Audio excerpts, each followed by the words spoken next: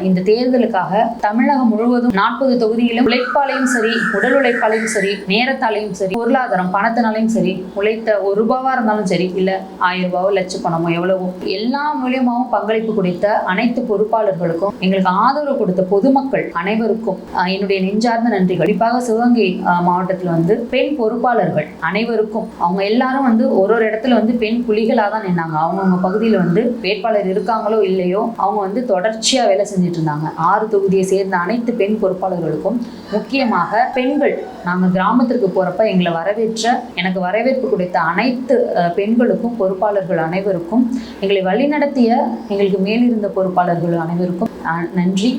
அண்ணன் சீமான் அவர்களுக்கு என்னுடைய மிகப்பெரிய நன்றி. எங்களை தொடர்ந்து இந்த தமிழ் தேசிய களத்தில் வழிநடத்தி செல்ல நீண்ட ஆயுளை ஆரோக்கியத்தையும் வழங்கணுன்ட்டு இறைவனிடம் நான் கேட்டுக்கிறேன்.